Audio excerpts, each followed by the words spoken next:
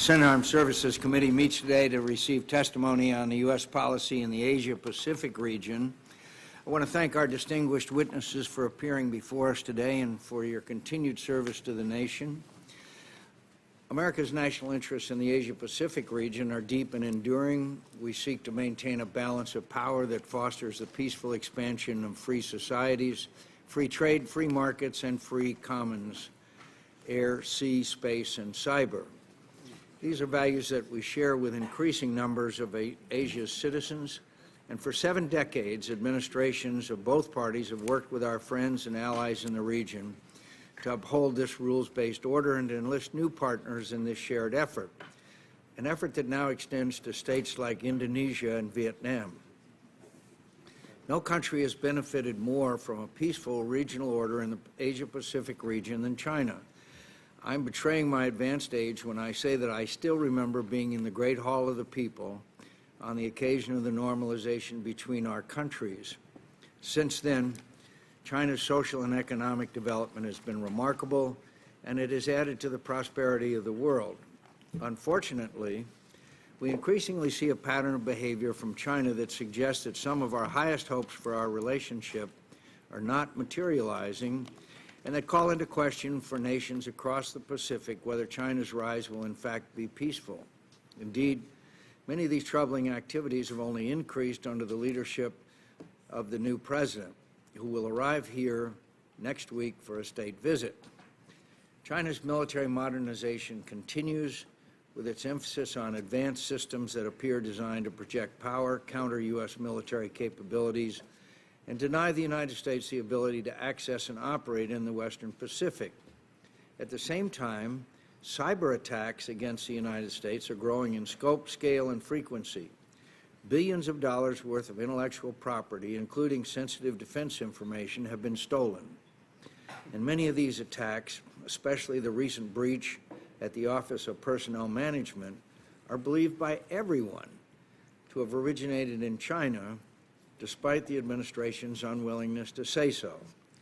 These growing threats are compounded by China's assertion of vast territorial claims in the East and South China Seas, which are inconsistent with international law. In 2013, Beijing proclaimed an air defense identification zone over large portions of the East China Sea, including over territory claimed by Japan and South Korea.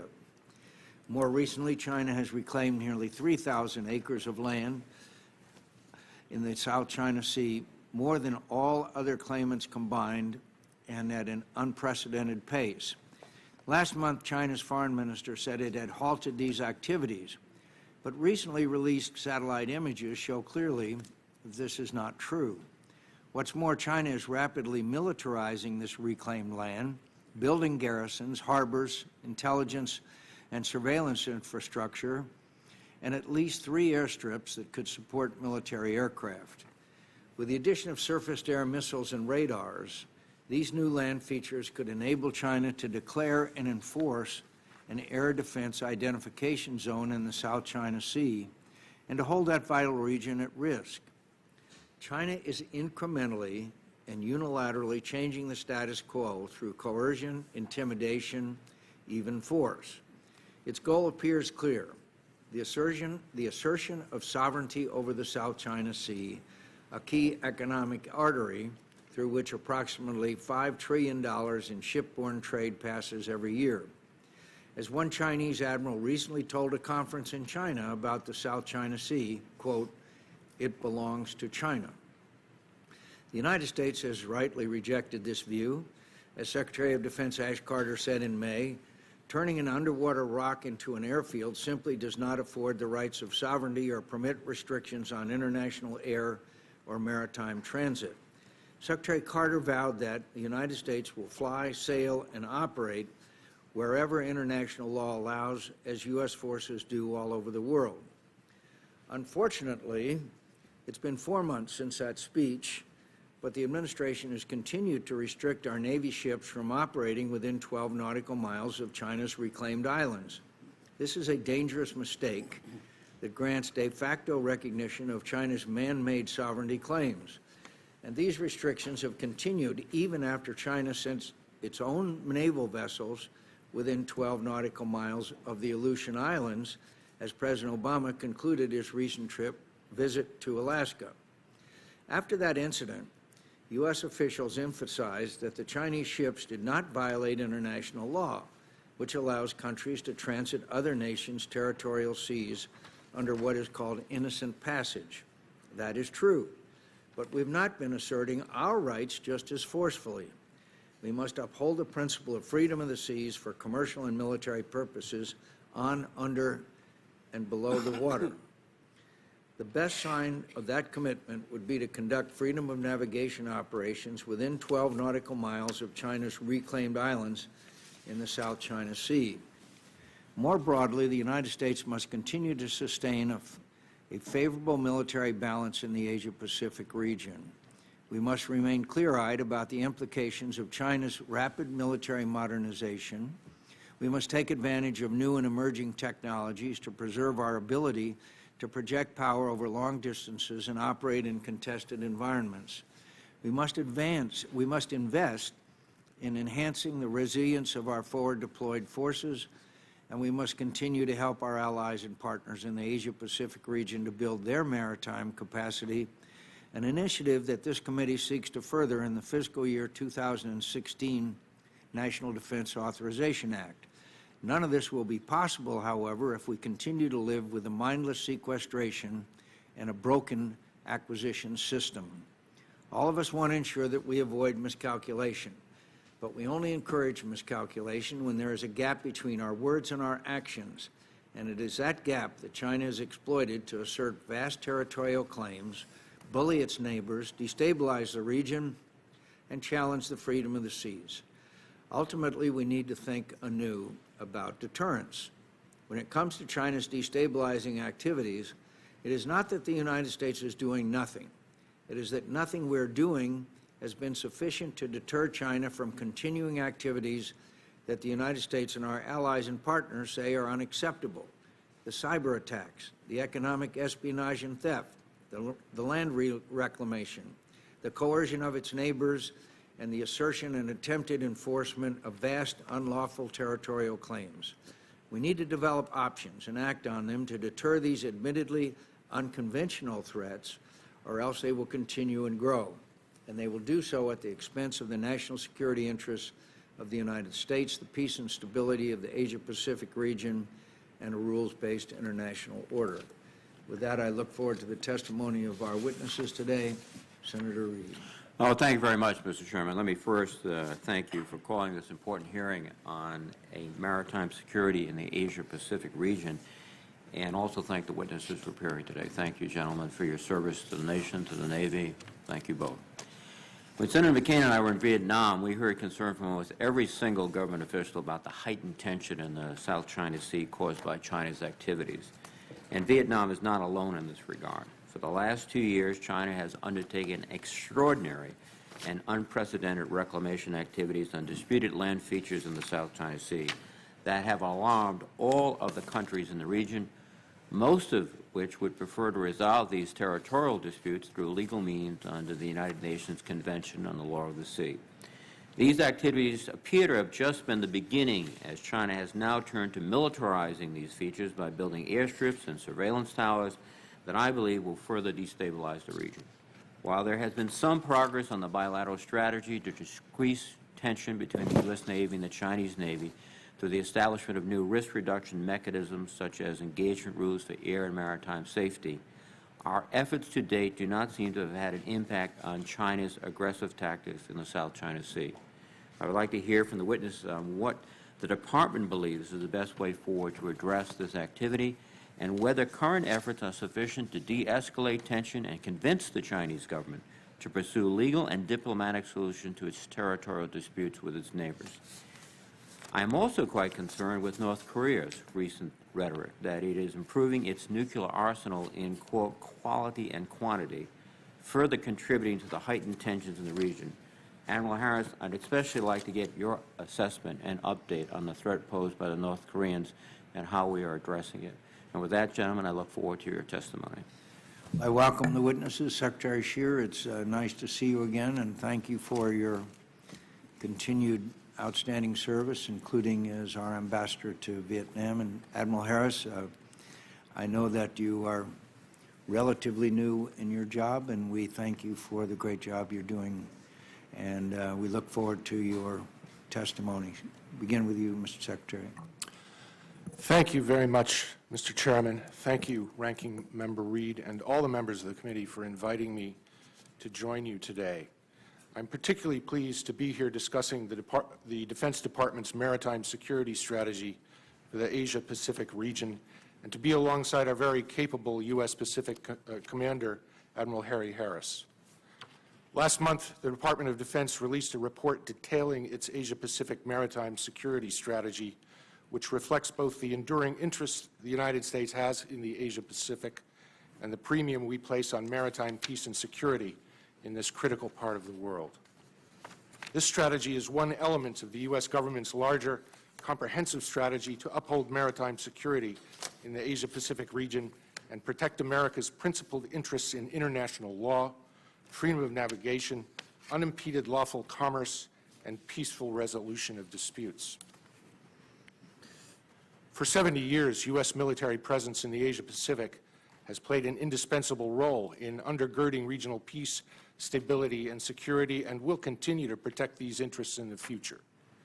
There are, as you know, growing challenges in maritime Asia, trends and behaviors that we detailed in the strategy report.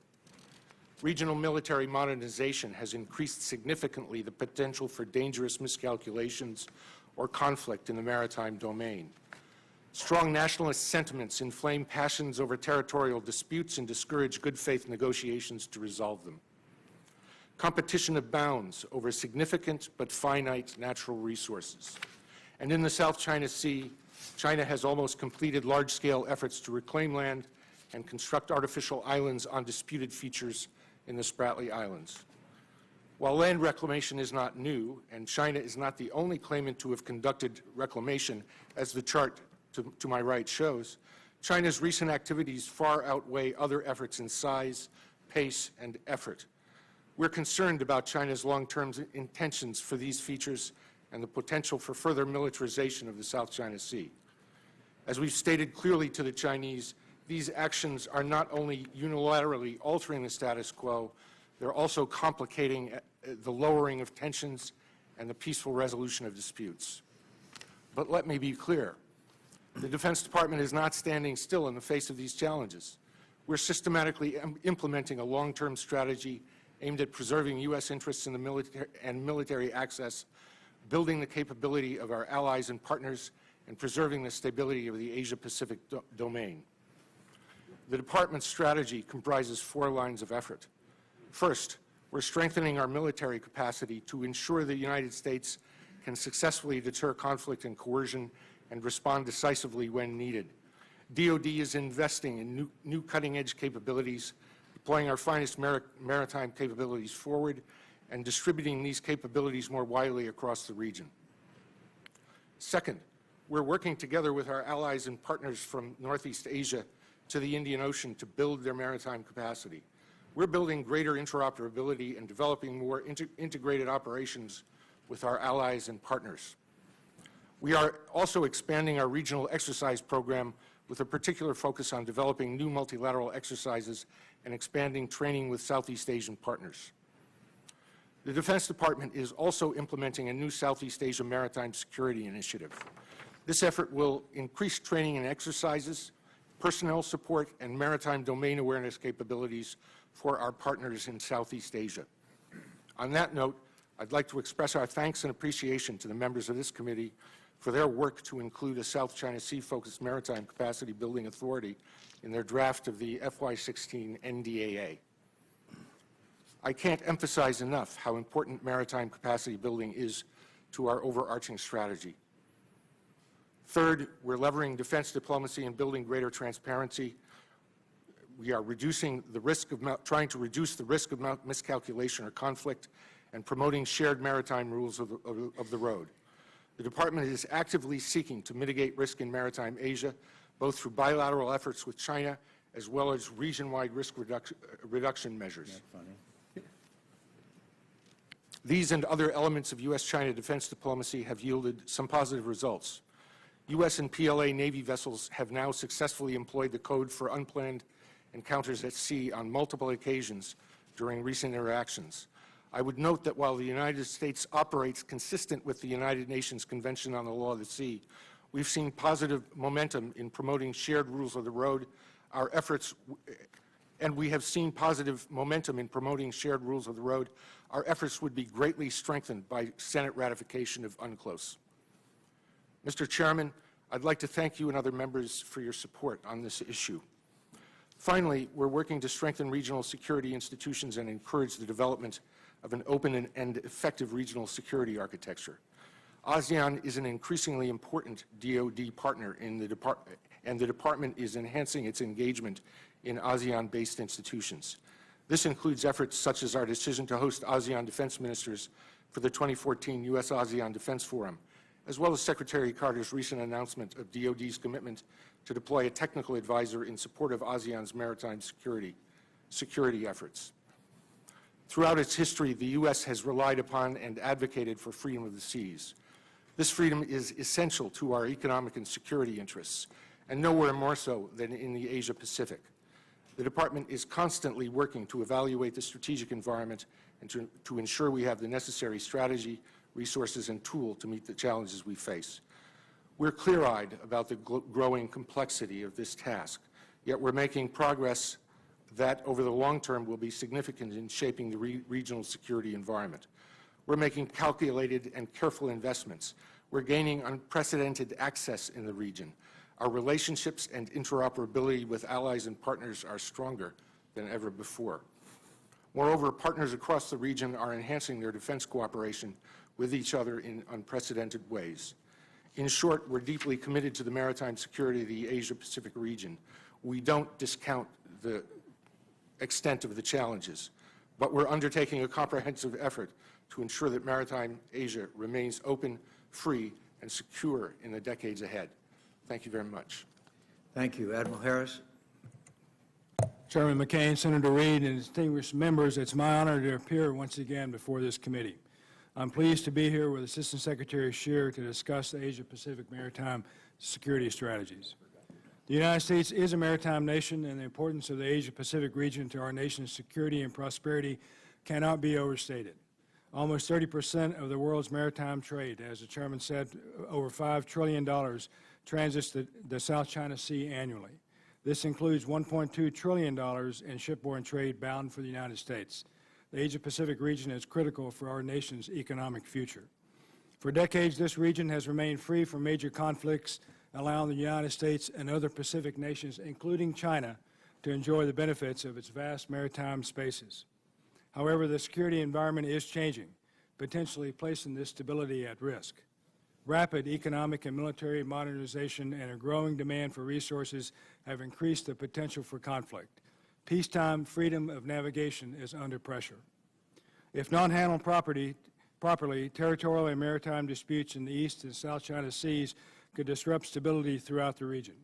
Claimants to disputed areas routinely use maritime law enforcement and Coast Guard vessels to enforce their claims while nominally keeping these issues out of the military sphere. While no country appears to desire military conflict, tactical miscalculations can lead to strategic consequences. The United States does not take sides on issues of sovereignty with respect to these territorial disputes, but we do insist that all maritime claims be derived from naturally formed land features in accordance with customary international law as reflected in the Law of the Sea Convention. The United States also emphasizes the importance of peacefully resolving maritime and territorial disagreements in accordance with international law, and we oppose the use of intimidation, coercion, or aggression. The U.S. believes every nation, large or small, should have the opportunity to develop and prosper in line with international laws and standards. If one country selectively ignores these rules for its own benefit, others will undoubtedly follow, eroding the international legal system and destabilizing regional security and the prosperity of all Pacific states. Part of PACOM's role in the Asia-Pacific maritime strategy will be ensuring all nations have continued access to the maritime spaces vital to the global economy. International recognition and protection of freedom of navigation is vital to the world's economy and our way of life. To safeguard the freedom of the seas, PACOM routinely exercises with allies and partners, executes freedom of navigation operations, and maintains a robust presence throughout the region. These activities help build partner capacity to contribute to the region's stability, enhance relationships, improve understanding of shared challenges, and message the U.S.'s resolve. The Asia-Pacific Maritime Security Strategy outlines our plan to safeguard freedom of the seas, deter conflict, and promote adherence to international laws and standards. It reaffirms our commitment to the principles found in UNCLOS, and in accordance with this strategy and in pursuit of these goals, Pacific Command's forces fly, sail, and operate wherever international law allows, while continuing to strengthen the relationships and rule of law that enable the peaceful rise of every nation in the region. A fundamental factor in the feasibility of this new strategy has been the rebalance to the Pacific. The rebalance, initiated almost 4 years ago by President Obama, set the conditions for the implementation of this strategy. The rebalance strengthened treaty alliances and partnerships, increased partner capacities and cooperation, improved interoperability, and increased security capabilities in the region. DoD's new maritime strategy capitalizes on the momentum of the rebalance and continues with its initiatives. In executing the new maritime strategy, PACOM will continue to employ the most advanced and capable platforms as they are deployed or assigned to the Pacific. Use the forward presence of military forces to engage allies and partners to deter aggression. Reinforce internationally accepted rules and norms, including the concepts of freedom of navigation and innocent passage. Train and exercise with allies and partners to increase interoperability and build trust. Implement risk reduction mechanisms such as a code for unplanned encounters at sea and the U.S.-China confidence building measures to help prevent accidents and tactical miscalculations. And continue deepening alliances and partnerships through strategic efforts in places like Japan, Korea, Australia, Thailand, and the Philippines, while building new and deeper military relationships in places like Singapore, India, Vietnam, and other like-minded friends and partners. Thank you for your continued support to U.S. PACOM and our men and women in uniform and their families who live and work in the vast Asia-Pacific region. And I look forward to answering your questions. Well, thank you, Admiral. Maybe I could begin with this news report out of Defense One, defiant Chinese admiral's message, South China Sea, quote, belongs to China. There was a gathering, I think, in London, and there was Chinese and American and Japanese, as well as other military leaders, and the admiral who commands the North Sea Fleet for the People's Liberation Army and Navy. South China Sea, as the name indicated, is a sea area. It belongs to China. What's our response to that, Mr. Secretary? Thank you, Senator. Chinese have said that before. It was nothing new for the admiral to have said that. If he was referring to the area of the South China Sea demarcated by the so-called 9-dash line, it's clear to us that that 9-dash line is not consistent with international law, and we don't recognize the Chinese claim to the area encompassed by the 9-dash line. With regard to our operations in that area, every time we sail and we fly and we operate within that area on a daily basis, and every time we do so. You operate within that area, but you haven't operated within 12 miles of these reclaimed features, have you? We have conducted freedom of navigation operations. Have we gone within the 12 miles of the reclaimed area? We've gone within 12 miles. The answer, I believe, is no. We have not recently gone within 12 miles of a reclaimed area. However, when was the last time we did? I believe the last time we conducted a freedom of navigation operation in the South China Sea was April of this year. Within the 12-mile limit. Come on, Mr. Secretary. I'm very interested in the 12-mile limit, because if you respect the 12-mile limit, then that's de facto sovereignty of agreed to tacitly to the Chinese. Now, have we or have we not operated within the 12-mile limit in recent years? I believe the last time we conducted a freedom of navigation operation within 12 nautical miles of one of those features was 2012. 2012, 3 years ago. I might add, Senator, if I may, that freedom of navigation operations are one tool in a larger toolbox that we're going to need to use in fixing this issue. And we're in the process of putting together that toolbox. And as we move forward, we're going to consider freedom of navigation operations along with a variety of other options to ensure that both the Chinese and the region understands that we can operate, and we do operate, anywhere we can. We ought to, and it seems to me that we ought to do it, because you see those, those area that has now been filled in. Since the last time we operated within the 12-mile limit, that number of acres has been dramatically increased, and we have watched it and really, well, the best sign of respecting freedom of the seas is not to de facto recognize a 12-mile limit, and the best way you can make sure that that is not recognized is to sail your ships in international waters, which it clearly is. These are artificial islands, and pass right on by. And that then puts the lie to the Admiral who said the South China Sea, as the name indicated, it belongs to China. It does not belong to China. It belongs to the international waterways. If people are allowed to fill in islands, and so therefore then they're subject to a 12-mile limit. The best way to prove that they're not is to go ahead and go in it. And we haven't done that since 2012. I don't find that acceptable, Mr. Secretary. With all the other tools you have in the toolbox, the most visible assertion of freedom of the seas is to peacefully sail inside the 12-mile limit of artificial islands, which in version of international law is not allowed to be sovereign territory of any nation.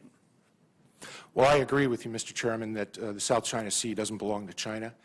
We have, in recent years, conducted freedom of navigation operations in the vicinity of those features, and doing so again is one of the options, one of the array of options we're considering Yep. for Well, the it's future. an option that hasn't been exercised in 3 years. Admiral Harris, what do you feel about it?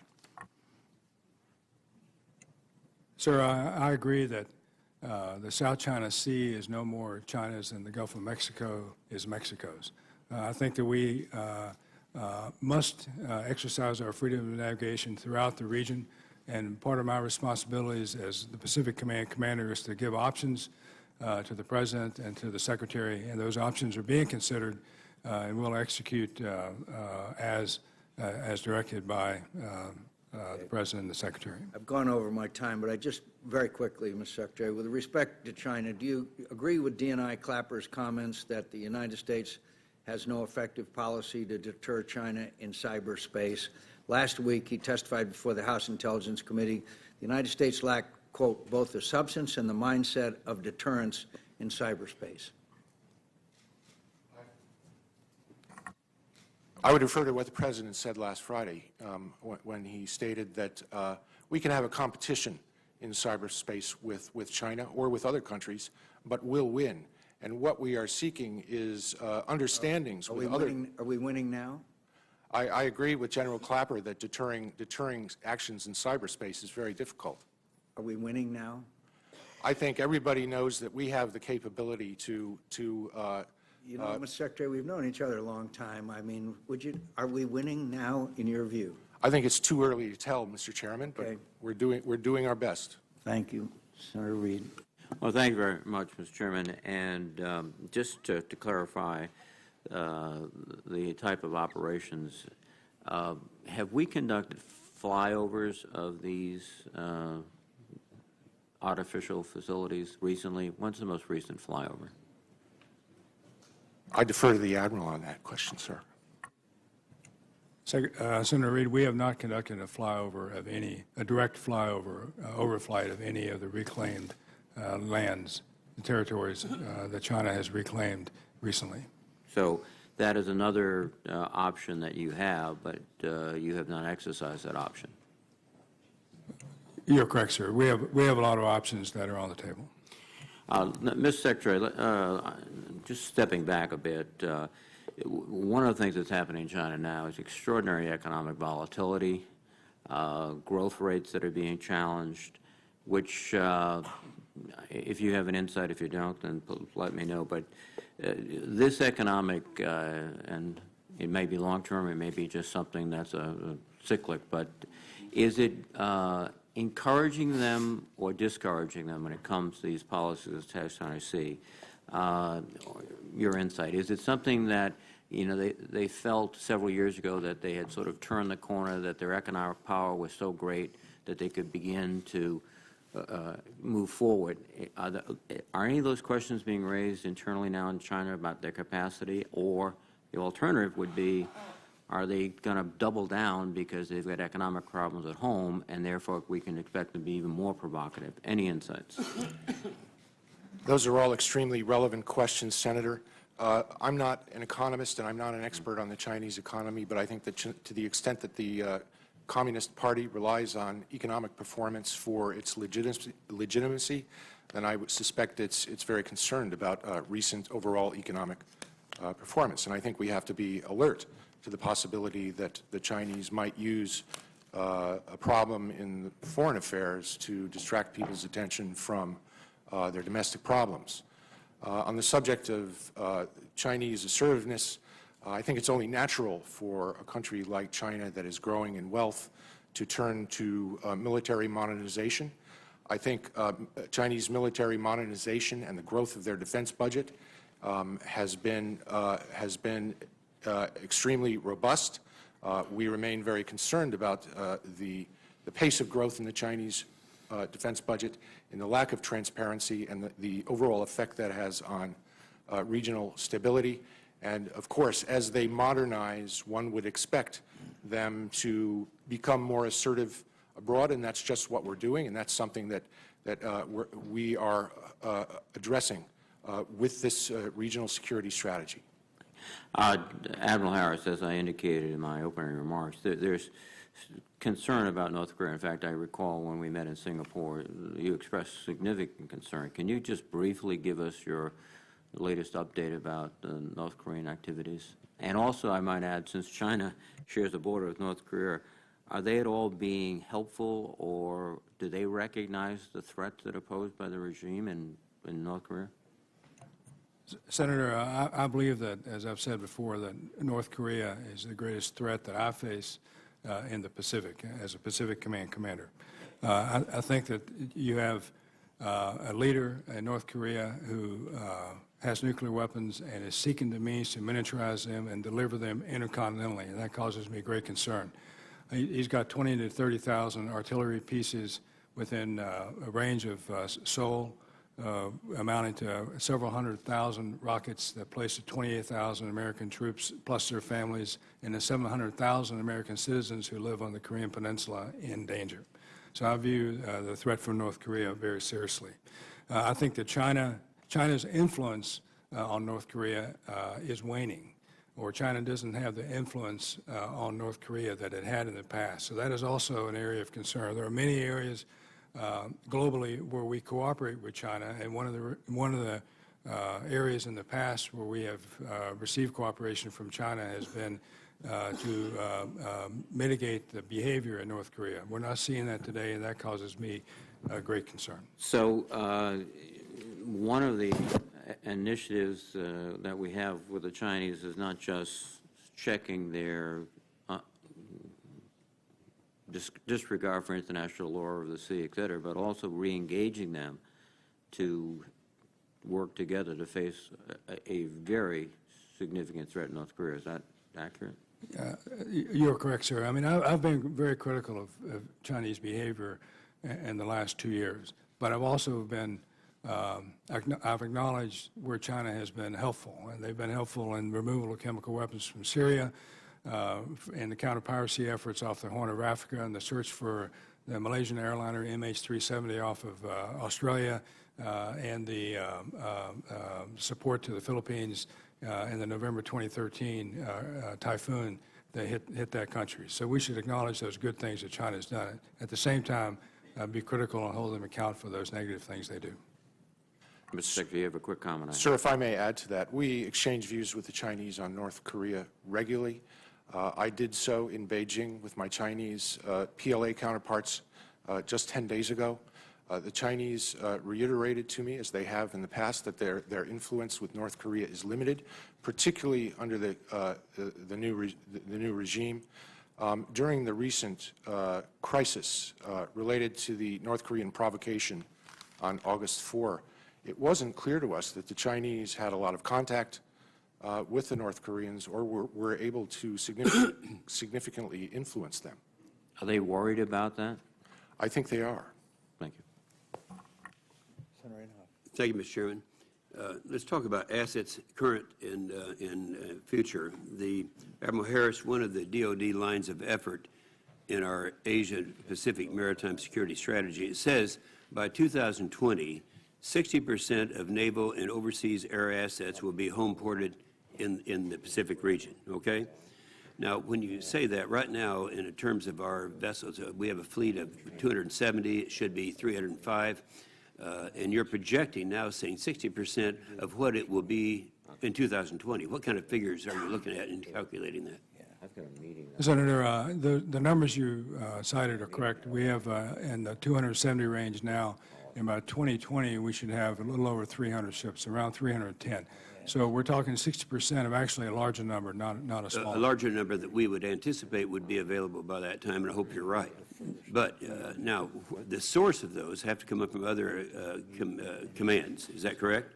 I got a meeting at 11. If you increase to 60%, you'll have to be taking some assets away from EUCOM, CENTCOM, and other commands, correct? Right, but those commands don't have assigned naval forces. Only the Pacific has forces that are assigned to the Pacific Command. But they are using those assets. That is correct. And That are is you correct. coordinating with those when you make these assumptions and predictions as to what we should be doing in 2020 with the combatant commanders? Oh, yes, sir. As I've said before, the world gets a vote. And so, activities in Russia or other places could draw assets away. Yeah, I understand that. But 60% of the Navy's combatants will be based in the Pacific writ large by 2020. Yeah. Admiral Harris, you've been around for quite a while, and you might remember the what I refer to, sometimes not too affectionately, the Battle of Vieques. And at that time, that was during the Clinton-Gore administration, and at that time we had, the only place that we could identify in the world for integrated training was the island of Vieques. And you might remember that we had this big fight right here in this room, I'll never forget it, where it's primarily driven by Vice President Gore to do away with the live range down there. Now, it's interestingly enough, those things that we said were going to happen to Rosie Roads and other assets there became a reality, and now they're begging us to come back. But nonetheless, the point I'm making is I went all over the world looking for areas where you can have this kind of integrated training. Where are we today in terms of our areas that have available to us for the type of training that you have to have? Senator, in the Pacific, we have integrated ranges.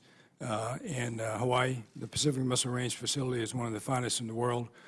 In Guam, and we're building new range facilities in the Guam operating area. But these ranges, as you said, are vital to our ability to train. And we're working with the countries involved, the states involved, and environmentalists that are involved in order to do this in the right way to satisfy all of the constituencies that are there and get our training done. Okay, now in terms, you talked to Secretary Shear a little bit about some of our exercises that we have out there. RIMPAC is one of the big ones. 22 nations were involved in that. 49 surface ships, 6 submarines, 200 aircraft, some 25,000 personnel. Now, it was a great exercise, I understand that. Do we have the assets now to continue that type of exercise for the near future? I believe we do, sir. And you're absolutely right that RIMPAC is a vital and important exercise not only for the U.S. but for the region, and we believe we have the resources we need to continue conducting that. Well, I would hope that would be the case. Thank you very much, Mr. Chairman. Senator Shaheen. Thank you, Mr. Chairman, and thank you both for testifying today. Admiral Harris, in your testimony, you point out that we insist that all maritime claims be derived from naturally formed land features in accordance with international laws reflected in the Law of the Sea Convention. Are we at any kind of a disadvantage because we haven't been a signatory to the Law of the Sea Convention? Senator, I believe we are at a disadvantage because we don't have the moral high ground that other countries who are signatories, including China and Russia, have. So when China makes these outrageous claims in the South China Sea, and the Philippines, for example, challenges one of those claims in an international tribunal for law of the sea, and we support the Philippines' right to make that claim. At the same time, we're not a signatory, so that looks kind of strange. When Russia makes these outrageous claims in the Arctic region, in the Arctic Circle, and they tell us you have no standing on which to complain because you're not a signatory to the law of the sea, it puts us at a disadvantage. Thank you. I certainly agree. I would hope that we would reevaluate our position and become a signatory with most of the rest of the world of the Law of the Sea Convention. Senator Reid raised the threat from North Korea. Secretary Shear, earlier this year, Admiral Gortney assessed that North Korea has the ability to launch an intercontinental ballistic missile that could be capable of hitting the U.S. from a mobile launcher. And we saw right before Secretary Carter visited Japan that they launched 2 short-range missiles. You talked about China and their waning influence with North Korea. Are there other measures that we ought to be taking with respect to North Korea? And should we have any sense of optimism about the recent overtures between North and South Korea where they seem to be talking a little more? Thank you, Senator. That's an important question. We certainly support the efforts by the North and South to conduct senior-level dialogue. As with past efforts to conduct such dialogue, I think we need to be very cautious in how we view the prospects. But I view this current effort to be a direct outcome of the very robust position the ROK took in negotiations with the North at Panmunjom to resolve the issue precipitated by the North Korean provocation of August 4th. So I think it's very important that they've embarked on this effort, but we're just going to have to be very cautious. We support the ROK very strongly in this effort. More generally, our approach to North Korea is a combination of diplomacy and pressure. And as we go forward toward a possible North Korean missile launch, for example, we're going to be engaging our 6-party partners, and we're going to be considering what extra pressure we might put on North Korea should they decide to conduct that missile launch. And I assume you don't want to talk publicly about what those additional pressures might be? Well, we put a great many sanctions on North Korea, and further sanctions would be one possibility. Thank you. Did you want to add anything, Admiral Harris? Sure, Senator. I'll just add that I think the key is to be ready for all outcomes regarding North Korea from a position of strength. So I tend to be a pessimist when it comes to dealing with the capabilities of other countries.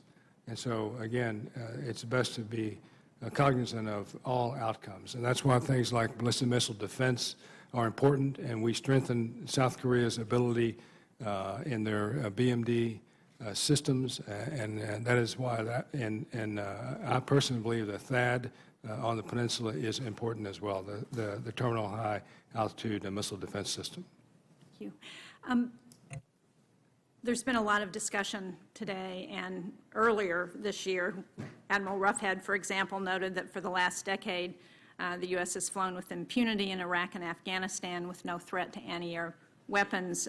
He noted that our capabilities to do that will be threatened in the future as China has been able to field more capabilities.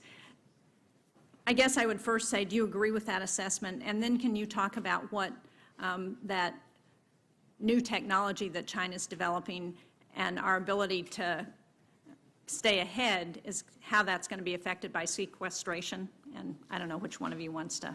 Okay, well, I'll start. China feels a very modern military, and they're growing in capability and capacity. We have a technological edge over them in almost every way, if not in every way. I'm confident in our ability to take the fight to China if it should come to that, and I certainly hope it doesn't. That said, we have to maintain that technological edge, and they are growing in their capability, in their technological capability, and that's of concern to me.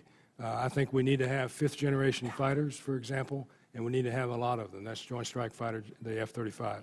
And we need to continue to upgrade our fourth-generation fighters with fifth-generation capabilities because we have a lot of them, and I think that's important.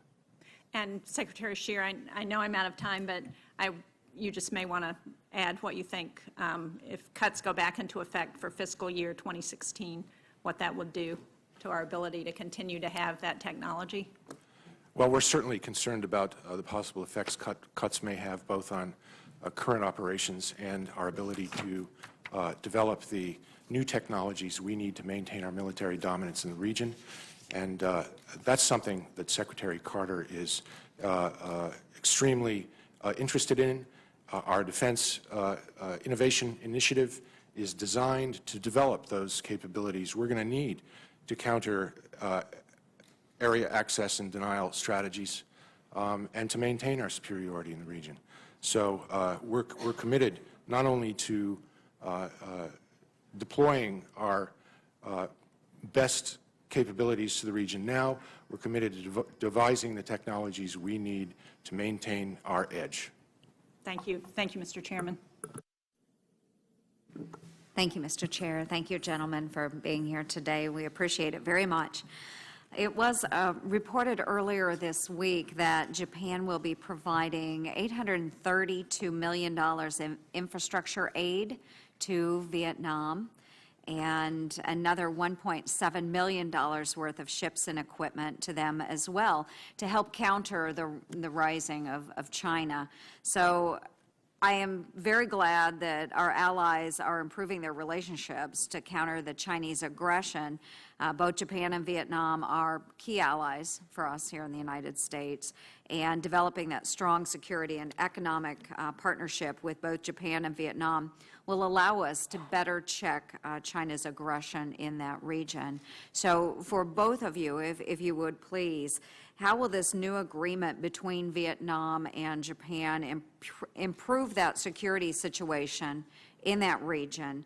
And also, under the Southeast Asia Maritime Security Initiative, what specifically is the Department doing to build partner capacity and capability in Vietnam and in other Southeast Asian nations?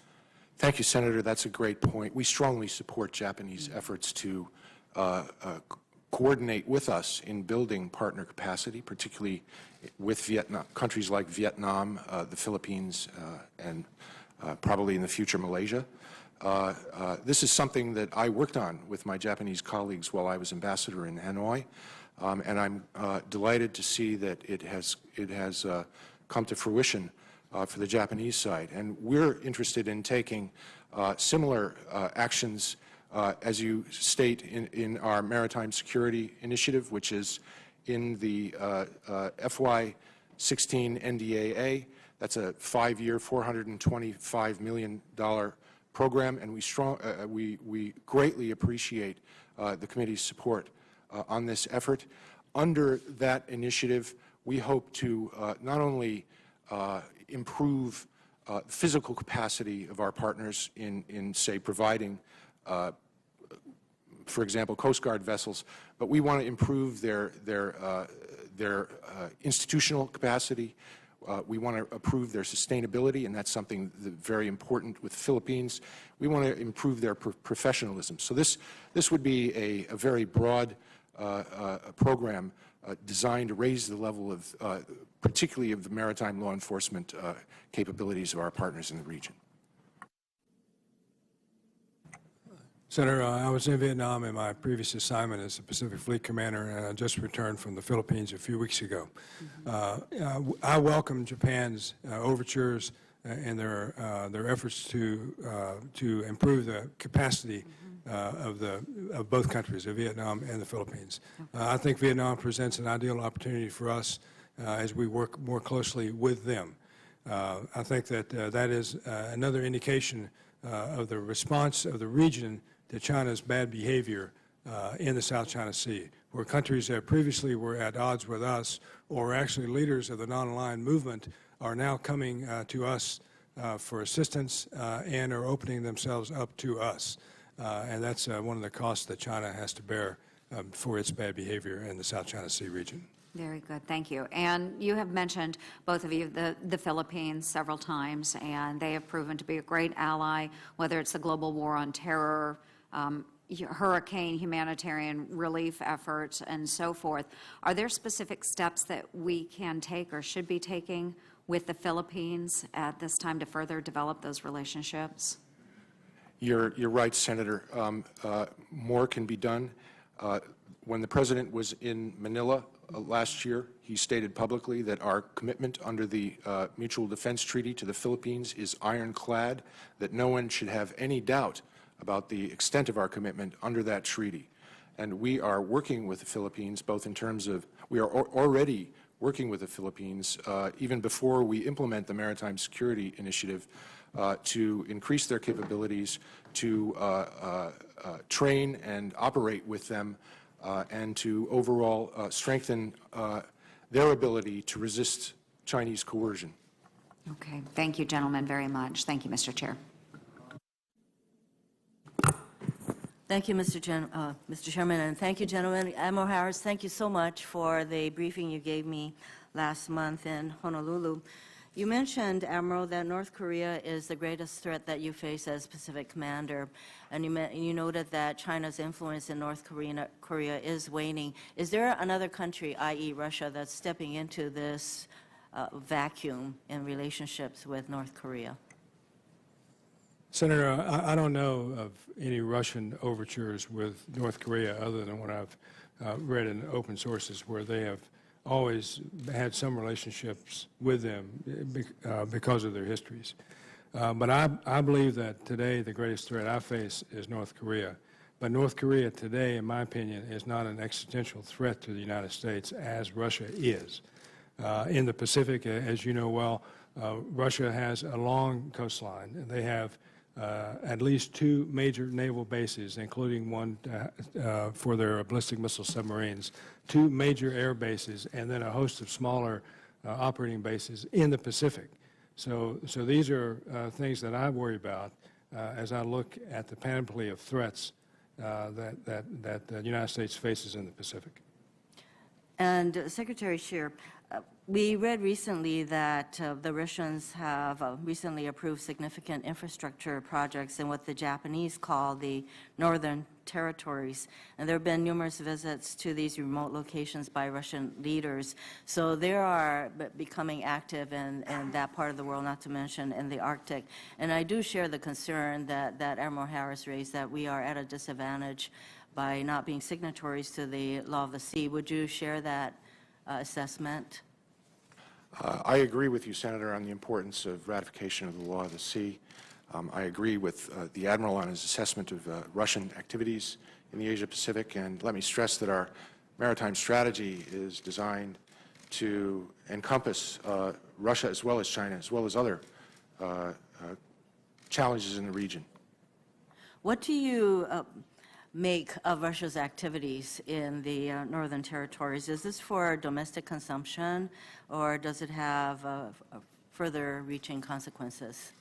Well, I confess, Senator, that I'm not familiar with all the details on the kinds of infrastructure that Russia is building in the Northern Territories, but we support the Japanese claim to the Northern Territories, and we would be concerned if the Russians used this infrastructure to further militarize or to bolster their military strength in the region.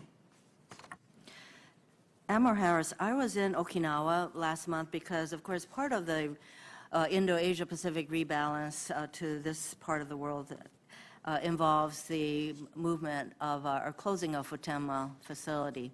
And most recently, on Monday, Governor Onaga of Okinawa Prefecture proclaimed that he will proceed with canceling the landfill permit required for developing the alternative facility in Henoko. So for both of you, what does this proclamation mean for the government of Japan and the Futenma replacement facility project that we need to get on with? Senator, we have a long-standing treaty, mutual security treaty with Japan, and our obligation in that treaty is to provide security for Japan. Japan's obligation, one of Japan's obligations under that treaty, is to provide us bases from which to operate and do that. Okinawa is critical to our ability to defend Japan and our posture in the Asia-Pacific region. It is a Japanese national effort and a decision whether to override or overcome Governor Onaga's objections to the Futenma replacement facility. And they are working on that, and I have confidence that they will achieve their national aims because that's their obligations under the treaty for us. If I may add to that briefly, Senator, we greatly appreciate the support the government of Japan has given to the effort to find a replacement for the Futenma facility. We appreciate their effort to get construction going for the Futenma replacement facility, and we were glad this week when we were informed by the Japanese government that construction-related activities have begun at the Henoko site for the Futenma replacement facilities. So while there may be delays as a result of the governor of Okinawa's actions, that you expect that the Japanese government will continue to proceed with the replacement facility? I do, Senator, and I want to stress that as we move forward on construction of the Futenma replacement facility, we, of course, as we always do, we will continue to consider Okinawan sensitivities with regard to the general issue of our presence and our operations in Okinawa. Thank you. Thank you, Mr. Chair. Thank you, Mr. Chairman, and thank you, Admiral Harris and Ambassador Shear, for all you do. Thanks for being here to answer our questions. Admiral Harris, you said that we need to ratify the Law of the Sea Treaty in order to acquire some type of moral high ground, particularly relative to Russia and China. I'm having a hard time seeing why it is that a country that is like the United States, that has used its power, its blood, and its treasure to protect navigation all over the world for 200 years, has to, in order to gain some moral high ground, ratify this particular treaty. Can you help me understand that? Sure, Senator. The lack of signing the treaty doesn't affect our ability to be the strongest nation on the earth. But the lack of signing that treaty puts us at a disadvantage in discussions with most of the other countries in the world that have signed a treaty in moral standing, if you will. So we lose nothing by signing off on the treaty, but we lose a lot by not signing it. And what is the it that we lose? And part of what I'd ask in connection to that, you've got one of the claims is that it might help us solve the South China Sea territorial disputes. But all the nations in the South China Sea, including China, that have coastline along the South China Sea, are members of the treaty. They're all parties to the treaty. The Philippines has brought a lawsuit against China under the treaty, and China, as I understand it, has basically ignored it. So how does that mean that this fixes the problem if we suddenly ratify the treaty? Well, I don't think it would suddenly fix the problem, but as you said, the Philippines has brought a case against China in The Hague, an International Tribunal for Law of the Sea, on two issues. One, on the veracity of the 9-dash line claim itself, And then the second issue is whether the tribunal has jurisdiction to even judge that case. And we have supported the Philippines' right to take the claim to the International Tribunal, and in fact, we've praised them for doing so. And yet, we're not a signatory to the treaty itself. And if you shift to the Arctic, if you look at the outrageous claims that Russia has made in the Arctic Ocean, they're making those claims under their interpretation of the Law of the Sea Convention. And when we criticize them for those claims, they say that we have no standing to do so. And, you know, I would submit that most of the rest of the world who also has signed off on the treaty would probably share that opinion, or at least part of it. On the other side, you know, we have agreed as a policy to follow the precepts in the United Nations Convention on the Law of the Sea. So we have that for us, but we're not a signatory to it. And again, I would say that, in my opinion, we lose nothing by signing it, and we lose a lot of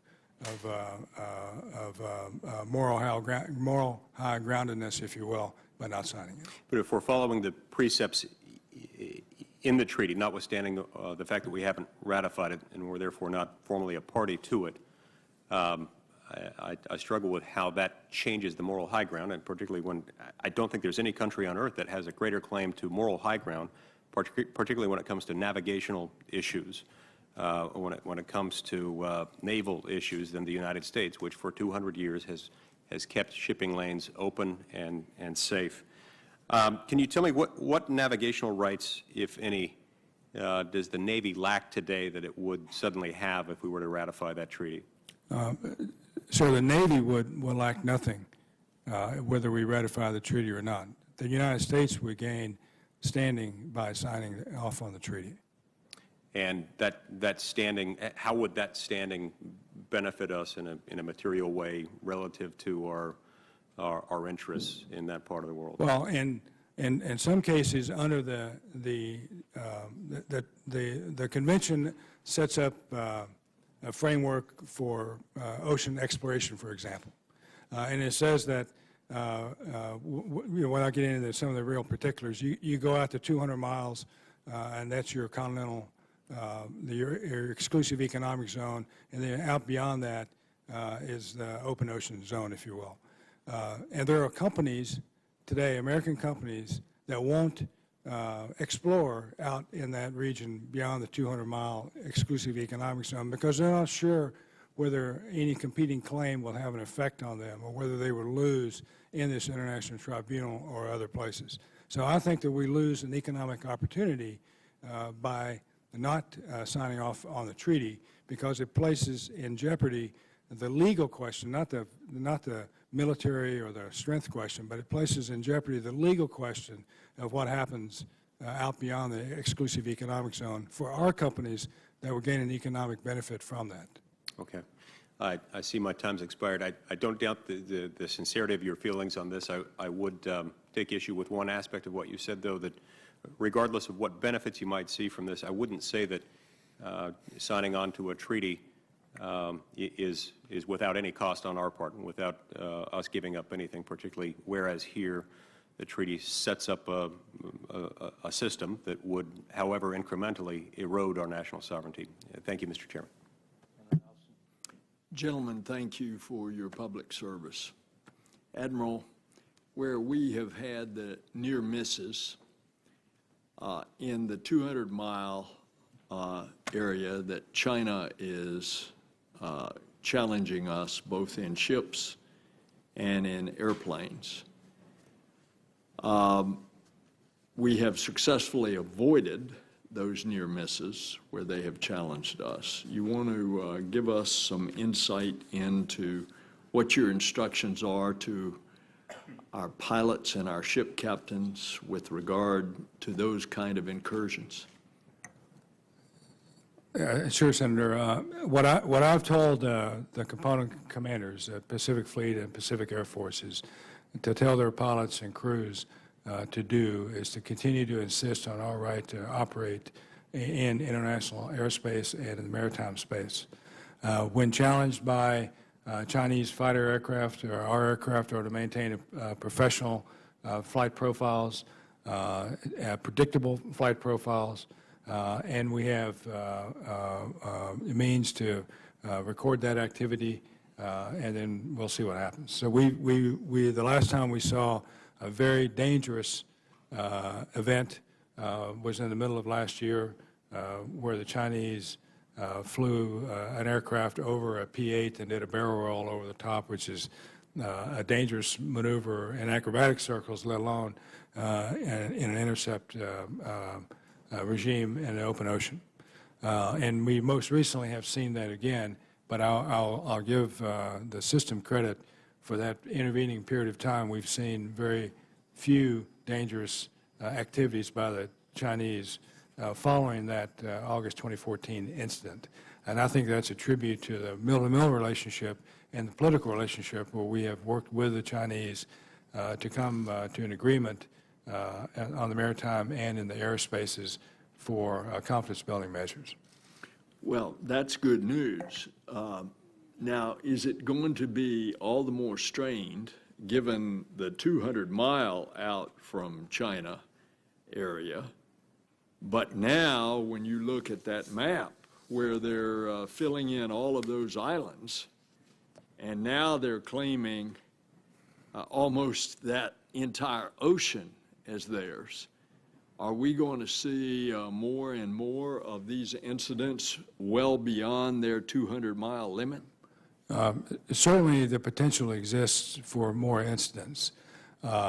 If they finish building the airfields, of which there's one there on Fiery Cross Reef on the side, and up to 2 additional airfields of 10,000-foot length, then that gives me great concern in the South China Sea.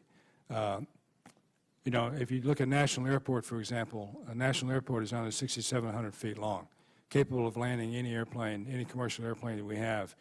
And China is building 3 runways of 10,000-foot length, which is only 1,000 foot shorter than it would be required for the land of space shuttle. So I think that that gives me great concern militarily. And they're also building deep water port facilities there, which could put their deep water ships, their combatant ships there, which gives them an extra capability. And if you look at all of these facilities, and you can imagine a network of missile sites, runways for their 5th-generation fighters, and surveillance sites, and all of that, it creates a mechanism by which China would have de facto control over the South China Sea in any scenario short of war. Now, these are obviously easy targets in war. They would be what we call in military grapes, if you will. But short of that, they pose the militarization of these features pose a threat, and certainly it poses a threat rather against all other countries in the region. And speaking of those countries, to what degree are they vigorously stepping up with us to object to that kind of stuff? Well, I think they're stepping up to the limits of their capabilities. And so if you look at the Philippines, for example, they're doing it in probably the best way. I mean, they're taking it to an international tribunal for adjudication. Now, whether, I don't know how the tribunal is going to act or decide. And if they decide in the Philippines' favor, as Senator Lee said, I don't know if China is going to follow that. But it puts China in a quandary if the International Tribunal rules against China, and China is a signatory to UNCLOS. So it gives the Philippines at least a moral high ground to make a claim. The other countries are doing what they can also. You know, Chinese behavior in the South China Sea has enabled us to have a closer relationship with Vietnam, Indonesia, and Malaysia. And I think that's very important. And those are costs that China is having to expend because of its bad behavior in the South China Sea. Sir, if I could just reinforce what the Admiral just said. I, of course, share the Admiral's concern about the military implications of Chinese activities in the South China Sea. And that's why we are calling for a halt to further reclamation, a halt to construction, and a halt to further militarization of those facilities. The Chinese have not yet placed advanced weaponry on those features, and we're going to do everything we can to ensure that they don't. This is going to be a long-term effort. There are no silver bullets in this effort, but we're certainly complicating Chinese calculations already.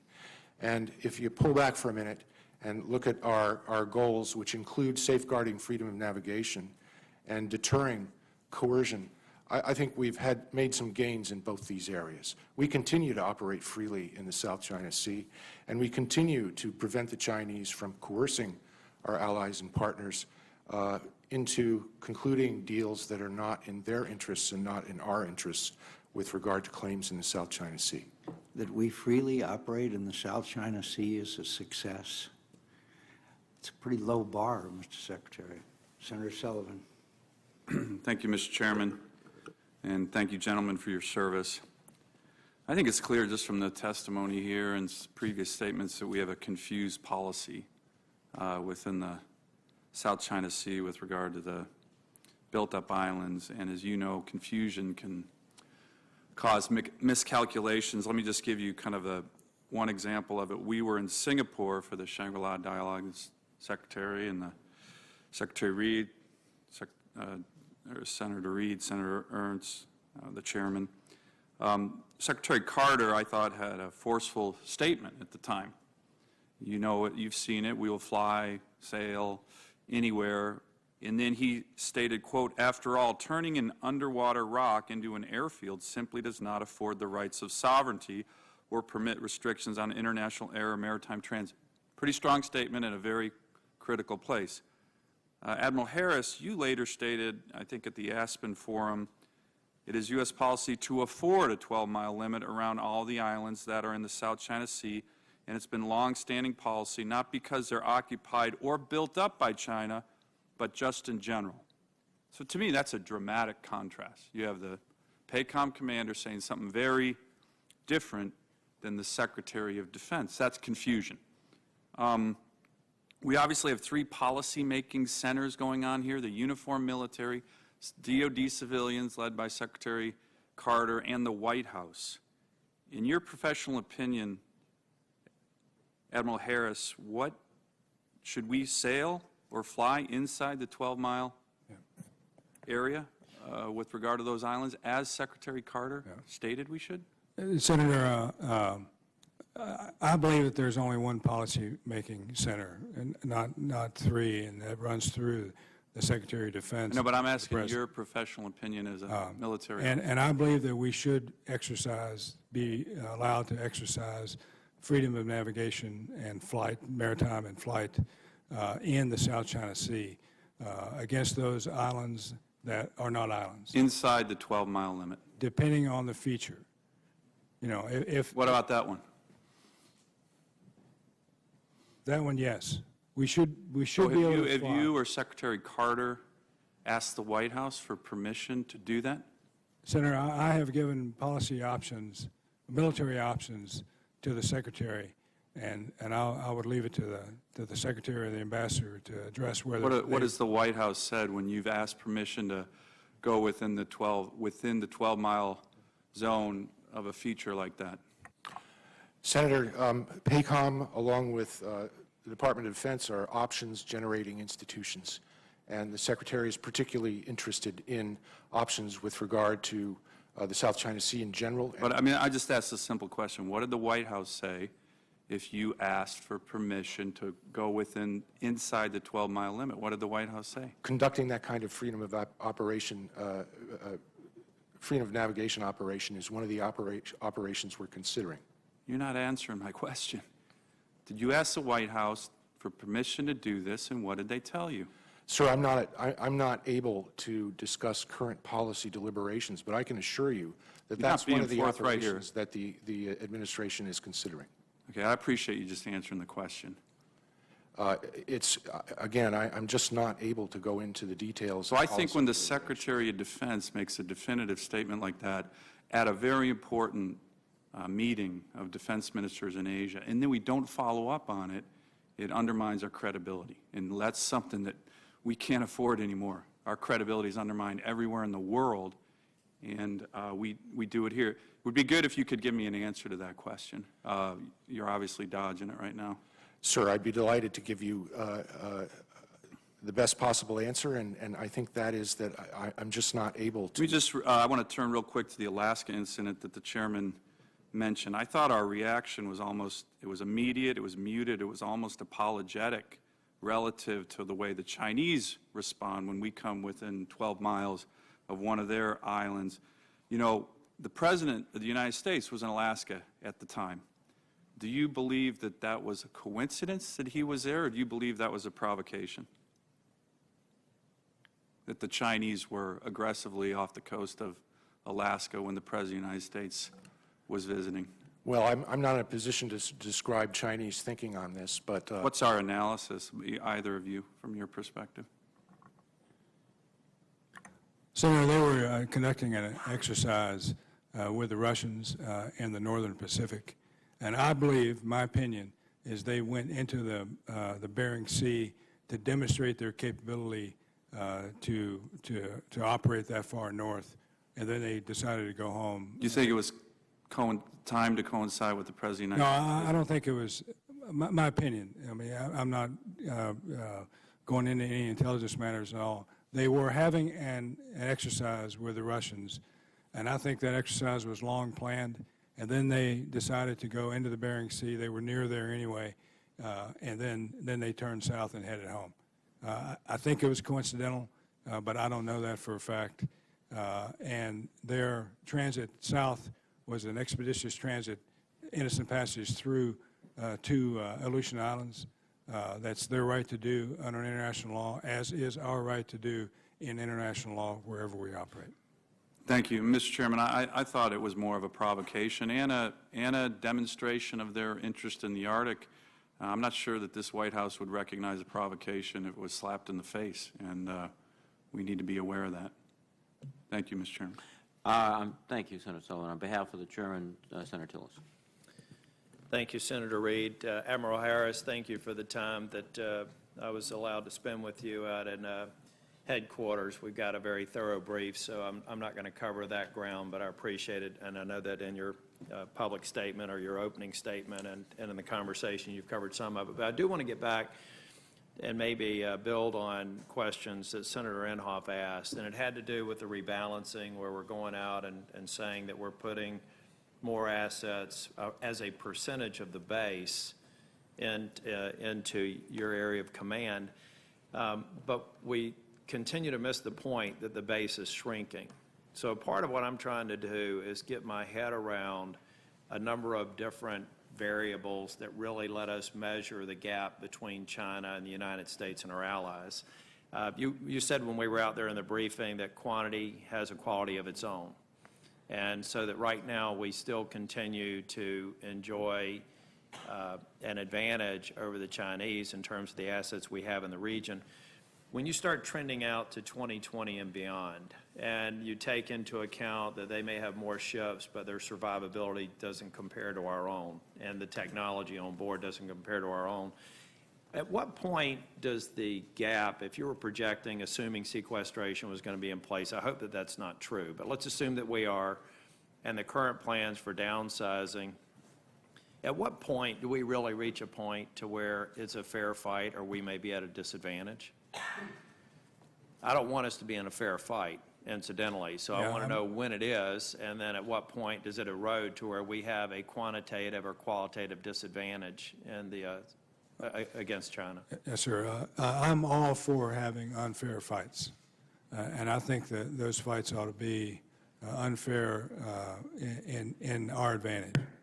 I believe that if we are continuing to be sequestered through 2021, 2022, and China continues the pace of its building, that their quantitative advantage will be significant in the mid-2020s. I think that to overcome our qualitative advantage? Yeah, I think we will always have a qualitative advantage if we maintain the trajectory we're on. We have better trained people, better equipment, and all of that. But as you said, that a quantity has a quality all its own. And their weapon systems and their ships and airplanes bristle with weapons, and they probably view the loss of those ships in a much different way than we would view the loss of our ships and the sailors on them. So I'm worried about the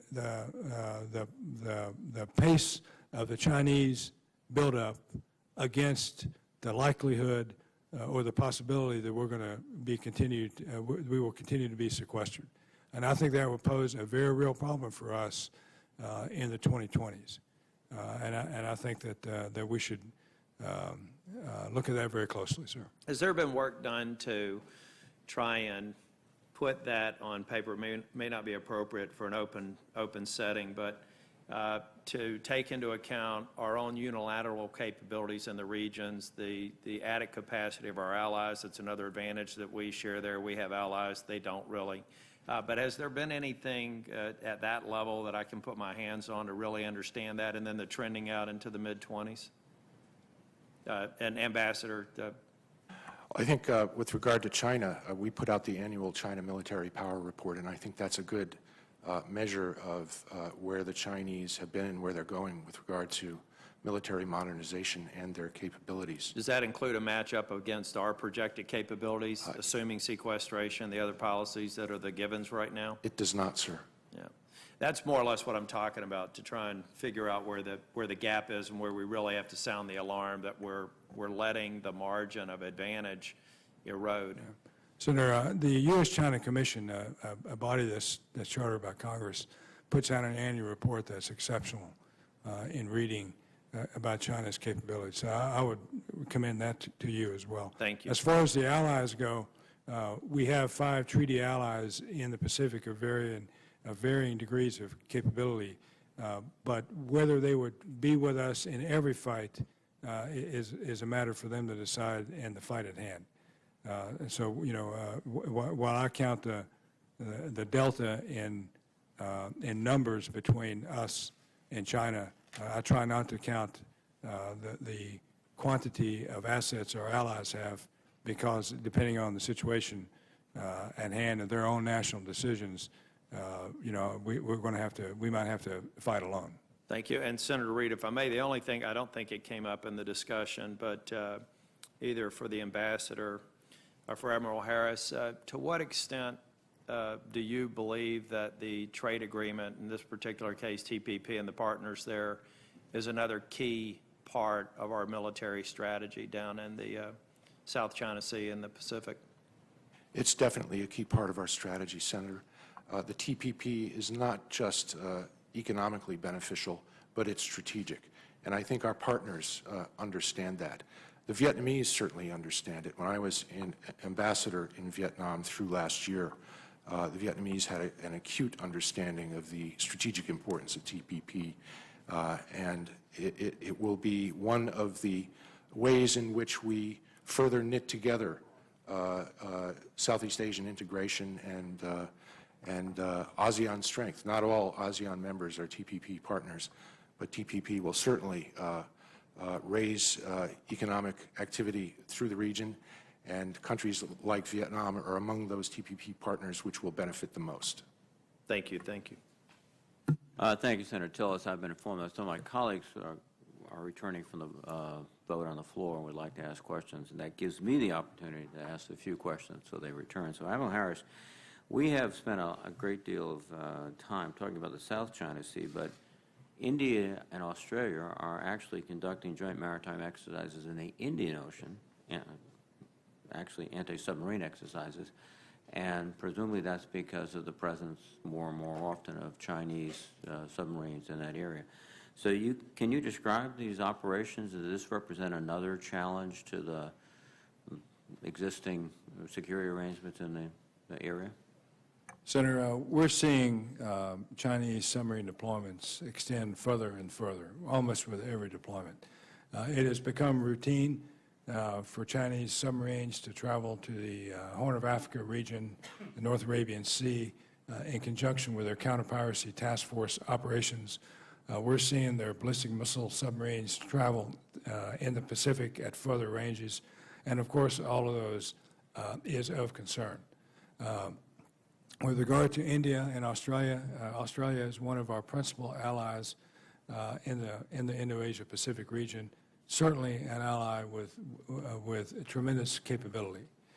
India presents a terrific opportunity for us, and one of the PACOM lines of effort is an improved mill-to-mill relationship with India. I'm excited by the opportunities that we have with India, by the work that the Secretary of Defense has done and Assistant Secretary of Defense Kendall has done with regard to the DTTI, the Defense Initiative with India, to help them build up their military and help them build an aircraft carrier and aircraft carrier capability. So India presents a wonderful opportunity for us. They share our values and our norms, and one of my objectives is to improve that relationship with India. This increased activity by Chinese submarines, both attack submarines and ballistic submarines, is that further stressing your submarine fleet in the Pacific, those ships that are available to you? It is. It is clearly stressing it, and the new Russian submarines that are moving into the Pacific Fleet area, their Pacific Fleet area, also places a stress on limited assets that we have. So we have to continue, obviously, to keep a robust submarine fleet, both attack submarines and ballistic missile submarines. Absolutely. Yeah. Sir, I'd like to, Please, if I may, I'd like to Secretary. add a little more on India. When President Obama was in India for meetings with Prime Minister Modi in January, they issued a joint strategic vision on the Indian Ocean and East Asia. And we're in the process of devising ways of implementing that joint strategic vision. I was in India through last Saturday for discussions with my counterparts on how to implement that vision. We already have a robust program as the robust bilateral cooperation with the Indians. The Admiral mentioned DTTI. We also have a carrier cooperation working group that has begun to meet. I think cooperation in carrier technology and design, as well as in carrier operations, offers us a terrific opportunity to improve our ability to work with the Indians. And we'll be looking at other ways of strengthening our partnership. We conduct an annual exercise, the Malabar exercise, in which we and the Indians have just decided to include the Japanese. So that'll be every year now. That'll be a strong trilateral exercise in the region. And we're looking at other ways, particularly in maritime domain awareness, to strengthen what we do with the Indians, because we have very strong common interests. Well, thank you, Mr. Secretary. Just a further point, Senator Ayotte, if she is ready, I'd be happy to yield. That'd be great. If you want to finish. No. Thank you. At this point, let me, on behalf of Chairman McCain, recognize Senator Ayotte. Thank you, gentlemen. I want to thank the ranking member. Appreciate it. And first of all, Admiral Harris, I want to thank you for following through and visiting the Portsmouth Naval Shipyard. I know that everyone at the shipyard was very appreciative of your taking the time to see the incredible work being done there on our attack submarine fleet. So thank you. We're grateful. I wanted to ask and follow up on some of the questions that you have been asked, Admiral. And just so I think I understand from the testimony you've given, but I want to make sure that we're clear, because I know that you've been asked about the Asia-Pacific maritime security strategy, that China's artificial islands could at most generate a 500-meter safety zone, and that, of course, the Department of Defense had released a statement saying that these features under international law don't generate any maritime zones because you believe that they're not legitimate. What this means in practice is that the Navy actually can, as you know, sail its ships within 500 meters of these new land masses without violating the law because they're not legitimately there under international law. So I wanted to understand, is the Navy sailing within 500 meters of China's artificial islands?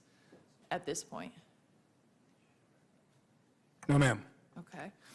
And has the Pacific Command at least sent Navy surface ships within 12 miles of China's artificial islands? We have not. Okay. So I guess the big question I think many of us are trying to get at this point, and I don't know, Admiral Harris, whether you or Ambassador Shear are the appropriate person to answer the question, but why not? Saying we are going to sail and fly where international law permits and then not doing it, I'm concerned leaves China with the impression that we're, again, going to say something but not follow through on our actions, and we are going to invite more aggression by the Chinese with the activities they've been taking that are in violation of international law in building these artificial islands. So I wanted to get your answer to that. Let me elaborate a little on what the Admiral said. In recent years, we have challenged every category of Chinese claim in the South China Sea, as recently as this year. And we will continue to conduct freedom of navigation operations in the South China Sea. But let me be clear on this point. Freedom of navigation operations are important for demonstrating our rights under international law, but freedom of navigation operation alone won't stop Chinese activities on these features. Preventing the Chinese from further militarizing those features is going to take a range of options, including freedom of navigation operations, and we're in the process of considering those options now. Admiral, did you want to add to that? I'll just add that PACOM presents options, military options, to the Secretary, and those options cover the full range of opportunities in the South China Sea, and we're ready to execute those options when directed. So you're waiting for, obviously, the administration to make the call on that? Well, I mean, a freedom of navigation operation itself, as Ambassador Shear said, is not a military-only device. You know, it has a military component, obviously, because the military executes it, but it has other elements to it which are derived by the Secretariat and the White House. So we're waiting for direction, and I'm comfortable and confident that the options that we presented are being considered equitably. Well, as I look at this situation, though, I appreciate, obviously, Admiral, that PACOM, as a commander, you'd be waiting for direction from the White House. But as I look at it, the Chinese have to be looking at this situation saying, the United States has declared that under international law, this is not legitimate, and that we have the right to, obviously, put our vessels in these areas. And so, but the Navy has not sailed within, 12 nautical miles of the Chinese artificial islands at this point. And so I think they get it both ways. So they're saying, we're saying one thing, but we're certainly not willing to address where we have a free right to navigate. So I hope that we follow up with our actions and our words on this. Otherwise, I fear that the Chinese will continue their actions, because otherwise they think, hey, why not? And my time is up, but I'm going to submit for the record, Admiral Harris. Senator, if you'd like to take some more time. Oh, thank you. I Quite just had a appropriate. follow-up on a totally different topic. Thank you. I appreciate it. I wanted to ask both of you on a different topic, which is about our POW MIAs and our recovery efforts. And this is a very important issue. I know Senator McCain, Senator McCaskill have been very focused on this as well, and I've been appreciative of working with them. But obviously, the Department of Defense has reorganized its recovery efforts and stood up the new Defense POW MIA Accounting Agency, the DPAA, in January of 2015, just the beginning of this year. And one of the explicit purposes of this new organization is to effectively increase the number of missing service personnel accounted for from past conflicts. So I wanted to ask, of course, With your mission in PACOM, this is incredibly important because of our fallen heroes that were in the Asia-Pacific region, including, according to DoD, over 83,000 Americans are missing in action, 73,000 from World War II, 7,500 from Korean War. And we just had, in New Hampshire, we had someone who was able to welcome home the remains of his uncle. And this really moved me because we know how important it is to family members to have that kind of closure. And also 1,600 from Vietnam, including 42 from my state. So, Admiral Harris, I know this came up in your advanced policy questions. Can you give me an update on how DPAA is doing, what efforts we're taking, and if both of you could let me know your commitment as we look at this. China has a very important role here in helping us recover our fallen heroes. So could you help me on this? Yes, ma'am. As you stated at the beginning, the Joint POW Accounting Command, JPAC, the chain of command was changed. Now it's DPAA, and the chain of command now, it no longer reports to PACOM. It reports directly to an agency under DoD. My responsibility as PACOM is to be in support of DPAA. And the people in Hawaii who actually work at the facility there, the DPAA facility now, they're the same people, and I think they're doing a great job. They just recovered a bunch of remains in one of the Pacific Island battles, including the remains of a Medal of Honor recipient. And PACOM's responsibility was to provide support for the airlift and all of that. And I think that's a tremendous effort by them. I acknowledge the importance of going after every POW MIA case that's extant. I think China, we need to continue to work with China and with North Korea and the other countries over which our fallen are from all the wars. One thing that I wanted to also clarify, Ambassador Shear, is just, and I appreciate, Admiral Harris, your commitment to this. As I understand, we do have an agreement that was formalized with the Chinese, but at this point we've been somewhat stymied of getting information that they may have about Korean War POW camp records. And I understand that Mr. Lennington, who's the director of the DPAA, has or will be interacting with the Chinese government, and wanted to know what efforts the administration would be making in supporting his efforts to facilitate that communication, as Admiral Harris says, to be able to bring our soldiers home. Ma'am, I strongly support the efforts of the DPPA to make the fullest possible accounting of our missing personnel.